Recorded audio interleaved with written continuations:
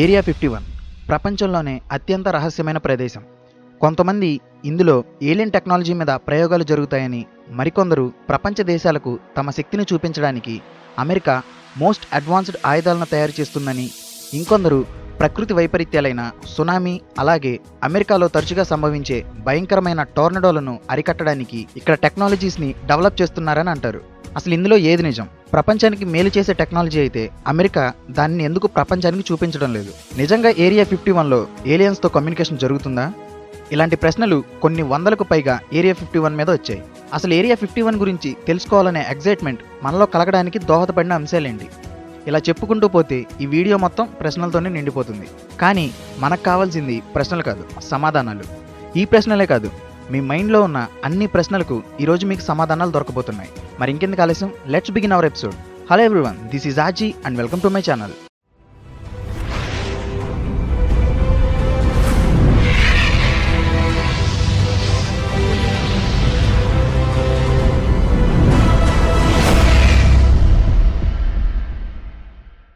Area 51లో ఏముందో తెలుసుకునే ముందు అసలు ఏరియా 51కి ఆ పేరు ఎలా వచ్చిందో చూద్దాం. చాలామంది సైంటిస్టులు చెప్పిన దాని ప్రకారం United states atomic energy commission అయిన ఏఈసి అమెరికాలోని రేడియేషన్ సేఫ్ జోన్లుగా పిలువబడే కొన్ని భాగాలను గ్రిడ్లుగా విభజించి వాటికి నెంబరింగ్ ఇవ్వడం ప్రారంభించింది. కానీ ఏరియా 51 మాత్రం ఏ గ్రిడ్లోకి రాలేదు. కానీ దాని పక్కనున్న గ్రిడ్కి ఏరియా 15 అని పేరు పెట్టారు. ఏరియా 15 పక్కనుంది కాబట్టి ఏఈసి ఆ నెంబర్ని రివర్స్ చేసి ఆ ప్రదేశానికి ఏరియా 51 అని పేరు పెట్టింది. నిజానికి ఏఈసి 51 అనే నెంబర్ని ఉపయోగించాలనుకోలేదు.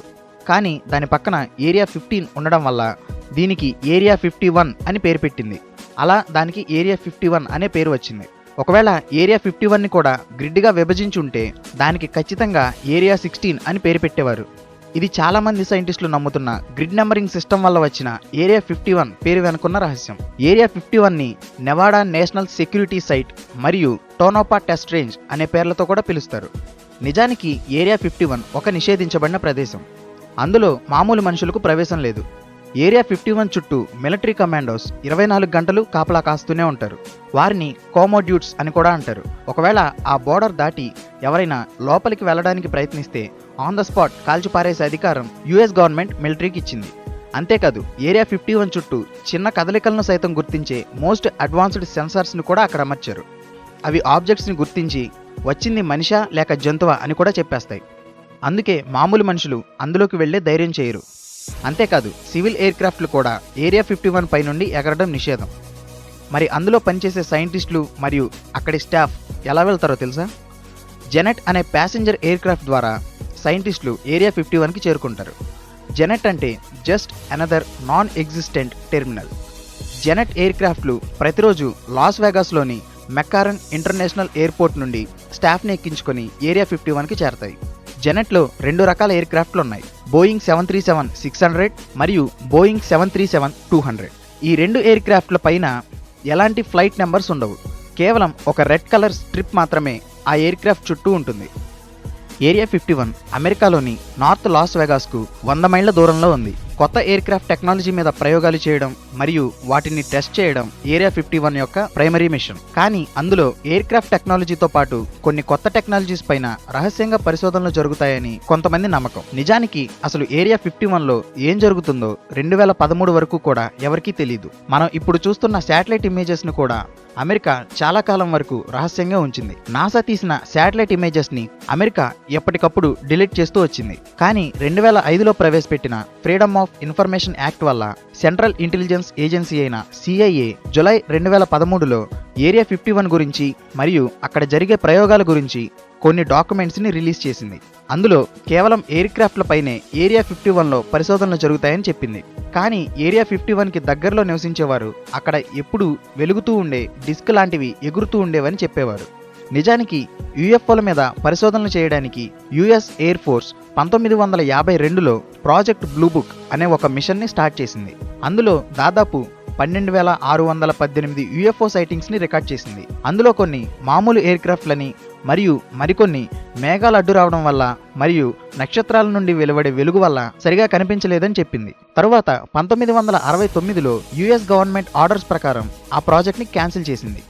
కానీ అఫీషియల్గా క్యాన్సిల్ చేసిన ఆ పరిశోధనలన్నీ ఎవరికీ తెలియకుండా ఏరియా 51లో కొనసాగిస్తున్నారని కొంతమంది వాదిస్తున్నారు. అందుకు చాలా ఆధారాలు ఉన్నాయి.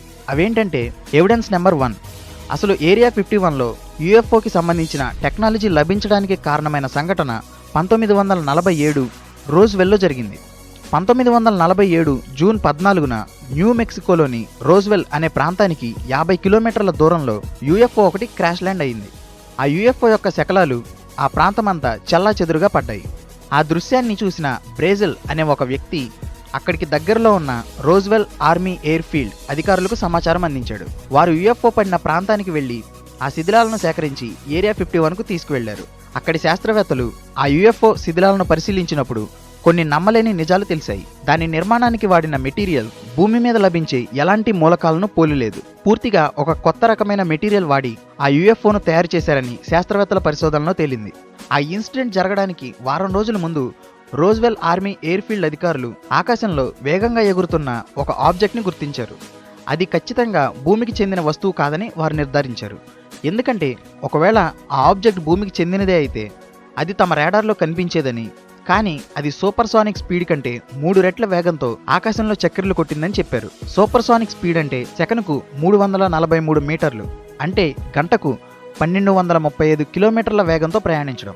ఆ యూఎఫ్ఓ ఇన్సిడెంట్ జరిగిన తరువాత అంటే జూలై 8న రోజ్వెల్ ఆర్మీ ఎయిర్ ఫీల్డ్ అధికారి అయిన లెఫ్టినెంట్ వాల్టర్ హార్ట్ అక్కడ ఉన్న లోకల్ న్యూస్ పేపర్కి ఒక స్టేట్మెంట్ ఇచ్చారు. అందులో ఆర్మీ ఎయిర్ ఫోర్స్ ఒక ఫ్లయింగ్ డిస్క్ ని కనిపెట్టింది అని ఉంది. కానీ దాని తర్వాత రోజే మళ్ళీ ఎయిర్ ఫోర్స్ కనిపెట్టింది యూఎఫ్ఓని కాదని, అదొక గ్యాస్ బెలూన్ అని ఒక వార్తని విడుదల చేసింది.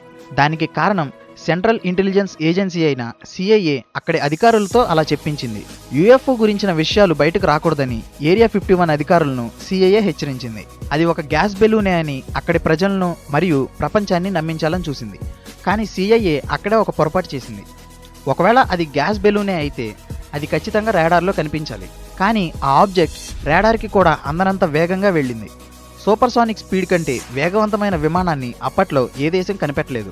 అంటే ఆ ఆబ్జెక్ట్ ఖచ్చితంగా యూఎఫ్ఓనే అని సిఐఏ ఆ విషయాన్ని ప్రపంచానికి తెలియకుండా చేయడానికి అదొక గ్యాస్ బెలూన్ అని ప్రపంచాన్ని నమ్మించాలని చూసింది. అమెరికా దగ్గర యూఎఫ్ఓ టెక్నాలజీ ఉందని దీన్ని బట్టి రుజువైంది. కానీ ఈ ఒక్క ఇన్సిడెంట్తో మనం కంక్లూజన్కి రాలేం. ఇప్పుడు మరో ఎవిడెన్స్ గురించి చూద్దాం. ఎవిడెన్స్ నెంబర్ 2, బాబ్ లేజర్ అనే ఒక సైంటిస్ట్ 1989లో జరిగిన ఒక టీవీ ఇంటర్వ్యూలో ఏరియా 51కి సంబంధించిన కొన్ని రహస్యాలను బయటపెట్టాడు. ఆయన చెప్పిన దాని ప్రకారం ఏరియా 51లో ఉన్న ఒక ఏలియన్ యూఎఫ్ఓని రివర్స్ ఇంజనీరింగ్ చేసి ఆ ఏలియన్ టెక్నాలజీతో ఒక కొత్త రకమైన మరియు అత్యంత శక్తివంతమైన ఒక ఎయిర్ క్రాఫ్ట్ని తయారు చేసే ప్రాజెక్ట్లో తాను పనిచేశానని చెప్పాడు. ఆ ప్రాజెక్ట్ ఏరియా 51కి దగ్గరలో ఉన్న S4 అని పిలువబడే ఒక సీక్రెట్ బేస్లో జరిగిందని ఆయన చెప్పాడు.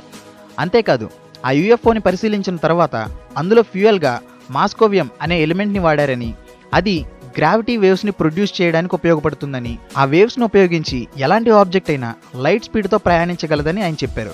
ఇందులో ఆశ్చర్యకరమైన విషయం ఏంటంటే మాస్కోవియం అనే ఎలిమెంట్ అప్పటికి ఇంకా కనిపెట్టబడలేదు. మాస్కోవియం అనేది ఒక సింథటిక్ ఎలిమెంట్. దాని అటామిక్ నెంబర్ 115. దీన్ని 2003లో రష్యా మరియు అమెరికాకి చెందిన సైంటిస్టులు joint institute of nuclear research అనే ఇన్స్టిట్యూట్లోని ల్యాబొరేటరీలో కృత్రిమంగా తయారు చేశారు. ఎందుకంటే మాస్కోవియం భూమిలో సహజంగా లభించదు. అంతేకాదు ఆయన ఇంటర్వ్యూ ఇచ్చే టైంలో అంటే 1989లో ఆ ఎలిమెంట్ ఉన్నట్లు ఎవరికీ తెలియదు. దాదాపు 14 సంవత్సరాల తర్వాత అంటే 2003లో మొదటిసారి దాన్ని తయారు చేశారు. అంటే బాబ్ నిజంగానే ఏలియన్ టెక్నాలజీ పైన పరిశోధనలు చేశారని అందరూ భావించారు. ఆయన తన డిగ్రీస్ని Massachusetts Institute of Technology MIT మరియు కాలిఫోర్నియా ఇన్స్టిట్యూట్ ఆఫ్ టెక్నాలజీ నుండి పొందినట్లు ఆయన చెప్పారు. అసలు బాబ్ చెప్పినవన్నీ నిజాలేనా అని తెలుసుకోవడానికి అతని స్టడీ బ్యాక్గ్రౌండ్ని ఇన్వెస్టిగేట్ చేయగా అసలు ఆయన ఆ ఇన్స్టిట్యూట్స్లో చదవలేదని, MITలో చేరాలంటే హై పర్సంటైల్స్ ఉండాలని, కానీ బాబ్ తన +2లో 3rd క్లాస్లో పాస్ అయ్యారని తెలిసింది. అంతేకాదు MITలో అడ్మిషన్ దొరకాలంటే చాలా సైన్స్ సబ్జెక్టుల గురించి తెలిసుండాలి. కానీ బాబ్కి ఒక కెమిస్ట్రీలోనే అనుభవం ఉందని, అలాంటప్పుడు MITలో ఎలా అడ్మిషన్ దొరికిందని ఆయన్ని మీడియా ప్రశ్నించగా దానికి సిఐఏ కావాలనే తన రికార్డ్స్ని మార్చిందని, ఇది సిఐఏకి కొత్త ఏమీ కాదని, ఏరియా 51లో పనిచేసే ఎవరికి తమ ఒరిజినల్ రికార్డ్స్ ఉండవని, వాటన్నిటిని ఎరేజ్ చేసి సిఐఏ తమకు అనువుగా ఉండే రికార్డ్స్ని పెడుతుందని చెప్పాడు. ఒకవేళ నిజంగా సిఐఏ చెప్పినట్లు బాబ్ ఆ ఇన్స్టిట్యూట్లో చదవలేదు అనుకుంటే ఎవరికీ తెలియని మాస్కోవియం అనే ఎలిమెంట్ గురించి బాబ్కి ఎలా తెలుసు? ఎవిడెన్స్ నెంబర్ 3, 1996లో డాన్ బురిష్ అనే ఒక మెకానికల్ ఇంజనీర్ డ్రీమ్ల్యాండ్ అనే డాక్యుమెంటరీలో ఒక ఇంటర్వ్యూ ఇచ్చారు. ఆయన చెప్పిన దాని ప్రకారం ఆయన 1950లో ఏరియా 51లో ఫ్లయింగ్ డిస్క్ సిమ్యులేటర్ అనే ప్రాజెక్టులో పనిచేశానని, అది ఒక యూఎఫ్ఓ ఆధారంగా తయారు చేసిన ఒక సిమ్యులేటెడ్ యూఎఫ్ఓ అని, దానిని ఉపయోగించి పైలట్లకు యూఎఫ్ఓలను నడపడానికి శిక్షణ ఇచ్చేవారని చెప్పాడు. అంతేకాదు అక్కడ ఏలియన్ క్లోనింగ్ కూడా జరుగుతుందని, దానికి జెరాడ్ అనే ఏలియన్ సహాయం చేసేదని ఆయన చెప్పారు. అంతేకాదు ఆ ఏలియన్కి టెలిపాథిక్ ట్రాన్స్లేటింగ్ అంటే ఎలాంటి భాషనైనా అర్థం చేసుకునే శక్తి ఉందని ఆయన చెప్పారు. ఇప్పటి వరకు మనం చూసిన ఎవిడెన్స్లన్నీ ఏరియా 51లో ఏలియన్స్ మీద పరిశోధనలు జరుగుతున్నాయని చెప్తున్నాయి. నిజానికి మనం ఏరియా 51ని ఒక యాంగిల్లోనే చూసాం. మనకు తెలియని ఇంకో యాంగిల్ ఉంది. అది రెండో ప్రపంచ యుద్ధం నుండి మొదలైంది. అదేంటో ఇప్పుడు చూద్దాం. రెండో ప్రపంచ యుద్ధం 1939 నుండి 1945 వరకు జరిగింది. ఆ యుద్ధంలో అమెరికా మొదటిసారి జపాన్ మీద అణుబాంబులు వేసి ప్రపంచ దేశాలకు తన శక్తిని చూపించింది. కానీ రష్యా మాత్రం దాన్ని ఒక సవాలుగా తీసుకొని తన శక్తి సామర్థ్యాలను వేగంగా పెంచుకోవడం ప్రారంభించింది. ఆ స్పీడ్లో రష్యా తన డిఫెన్స్ సిస్టమ్ని ఇంప్రూవ్ చేసుకుంటే రష్యానే ప్రపంచంలోనే అత్యంత శక్తివంతమైన దేశంగా మారుతుందని భయపడిన అమెరికా కొత్త ఎయిర్ క్రాఫ్ట్లను డిజైన్ చేయడం ప్రారంభించింది. అందులో భాగంగా U-2 అనే ఒక స్పై ఎయిర్ క్రాఫ్ట్ని తయారు చేసింది. దీనిని డ్రాగన్ లేడీ అనే పేరుతో కూడా పిలుస్తారు. దాన్ని తయారు చేయడానికి $1.25 మిలియన్ ఖర్చు పెట్టింది. కానీ U-2ని టెస్ట్ చేయాలంటే దాన్ని ఆకాశంలోకి పంపించాలి. అలా చేస్తే U-2 గురించి ప్రపంచానికి తెలిసిపోతుందని భావించిన అమెరికా ఏరియా 51కి తెరలేపింది. ప్రపంచానికి తెలియని ఒక రహస్య ప్రదేశాన్ని ఏర్పాటు చేయాలనుకుంది. అందుకు గ్రూమ్ లేక్ పరిసర ప్రాంతాలు అనువుగా ఉంటాయని అమెరికా భావించింది. అంతేకాదు గ్రూమ్ లేక్ పక్కనున్న భూమి మొత్తం ఫ్లాట్గా ఉండి ఎయిర్ క్రాఫ్ట్లను టెస్ట్ చేయడానికి కావలసిన రన్వే నిర్మాణానికి అనువైన ప్రదేశం అని అమెరికా భావించింది. అంతేకాదు ఏరియా 51 చుట్టూ ఎత్తైన పర్వతాలు ఉండడం వల్ల ఆ ప్రదేశం ప్రపంచానికి కనిపించే అవకాశం లేదు. అందుకే తమ ప్రయోగాలకు అదే అనువైన ప్రదేశం అని భావించి దానికి ఏరియా 51 అని పేరు పెట్టి అక్కడ కొత్త ఎయిర్ క్రాఫ్ట్లను టెస్ట్ చేయడం ప్రారంభించింది. U-2 ఒకటే కాదు, A-12, D-21 లాంటి ఎన్నో ఎయిర్ క్రాఫ్ట్లను అత్యాధునిక టెక్నాలజీ ఉపయోగించి అమెరికా ఏరియా 51లో తయారు చేసింది.